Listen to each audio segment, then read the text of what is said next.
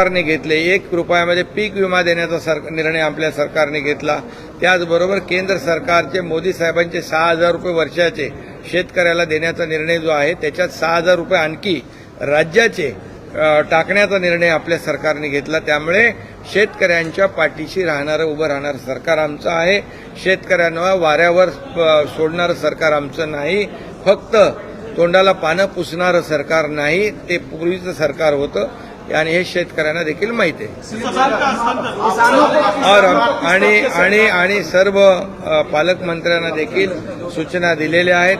प्रत्यक्ष झालेलं नुकसान, होणारे पंचनामे याच्यावर आपण स्वतःहून देखरेख ठेवावी, लक्ष ठेवावं, जेणेकरून शेतकऱ्यांना झालेलं नुकसान मोबदला वेळेवर मिळेल।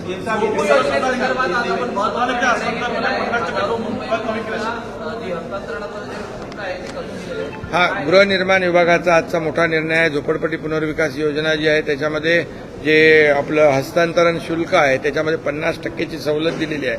मुंबईतल्या लाखो लोकांना त्याचा फायदा होईल, मुंबईकरांना फायदा होईल। सीएम साहब, किसानों को किस तरीके से मदद मिली और आपके ऊपर किस तरीके की टिप्पणी की जा रही है उसको कैसे देखते हैं? किसानों को आज के मंत्रिमंडल बैठक में ये जो गारपीट है, बेमौसमी बरसात है, उससे जो नुकसान हुआ है उसके बारे में चर्चा हुई, उसको ही प्राथमिकता दी थी।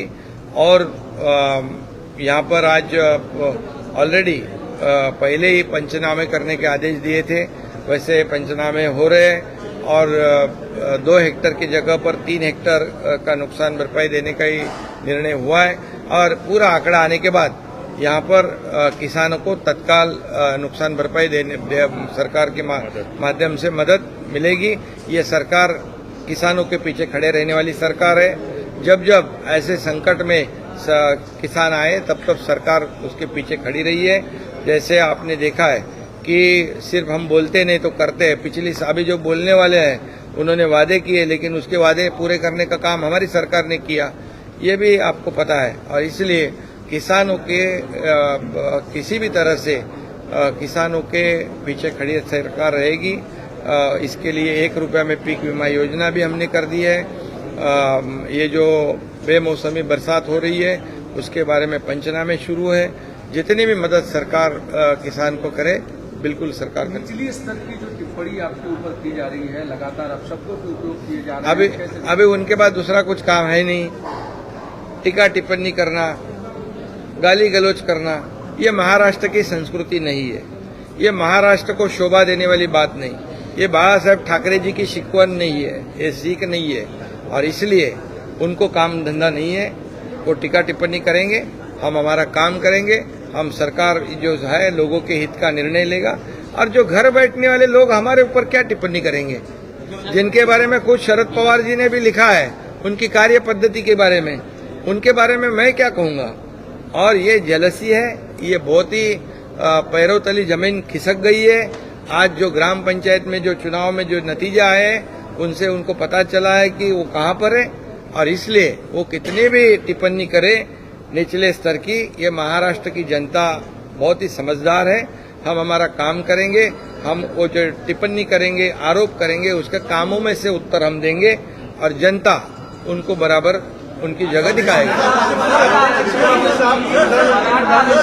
प्रधानमंत्री ने प्रयास किए और टनल से 41 मजदूरों को बाहर निकाला गया, लेकिन कांग्रेस ने कहा इस पर आरोप लगा रहे हैं। जब मजदूर फंसे थे तो राहुल गांधी पूछ रहे थे कि प्रधानमंत्री किधर है, लेकिन प्रधानमंत्री ने मजदूरों को निकाला। तो अब कांग्रेस कह रही कि इसका एनडीए और बीजेपी से लीड ले रही है। देखिए, ये 41 लोग ये टनल में से जिंदा बाहर निकलना, ये हमारे लिए सबके लिए खुशी की बात है। ये बहुत ही समाधान की बात है कि उनके परिवार कितने चिंता में थे। आज उनका ये इतना बड़ा जो टफ टास्क था, कठिन काम था, और ये कठिन काम डे टू डे मॉनिटर कर रहे थे हमारे आदरणीय प्रधानमंत्री जी। उनकी पूरी टीम जो है उस पर काम कर रही थी। वहाँ के मुख्यमंत्री स्वयं डे टू डे वहाँ पर देख रहे थे। हमारे उस विभाग के मंत्री गडकरी साहब, वो भी खुद उसके ऊपर ध्यान दे रहे थे।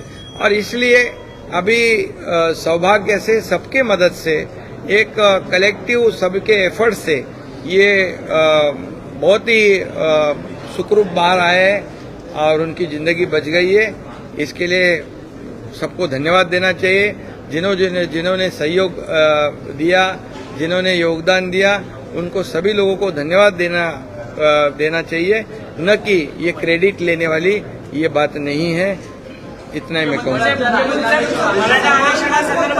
मराठा आरक्षणासंदर्भात सध्या संभ्रम आहे। ओबीसी आणि मराठा एक वातावरण भेटलेलं आहे। अशा वेळेला कॅबिनेटमध्ये नेमकं काय झालं आणि येणाऱ्या अधिवेशनात आपण ठराव मांडणार की अध्यादेश मांडणार? वारंवार सरकारची भूमिका मी वारंवार स्पष्ट केलेली आहे। सरकारची मराठा आरक्षण देण्याबाबतची भूमिका स्पष्ट आहे।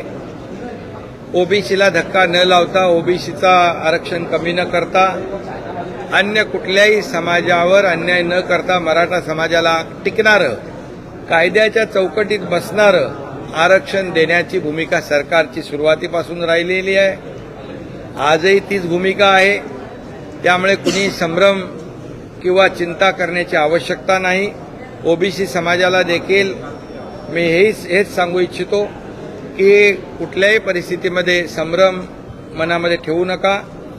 आणि भुजबळ साहेबांचं देखील म्हणणं तेच आहे की मराठा समाजाला आरक्षण देताना ओबीसीवर अन्याय होऊ नये, ही भूमिका ज्यांची भुजबळ साहेबांची आहे ती सरकारची भूमिका आहे। आणि म्हणून तर देवेंद्र फडणवीसजी जेव्हा मुख्यमंत्री होते तेव्हा सरकारने आमच्या आरक्षण दिलं होतं, हायकोर्टाने कन्फर्म केलं, पण दुर्दैवाने सुप्रीम कोर्टामध्ये रद्द झालं। याची जबाबदारी कुणाची आहे, याला जबाबदार कोण आहे, यावर मी आता बोलू इच्छित नाही। परंतु मराठा समाजाला टिकणारं, कायद्याच्या चौकटीत बसणारं आरक्षण देण्याची जबाबदारी सरकारची आहे आणि त्याच्यावर पूर्णपणे काम सुरू आहे।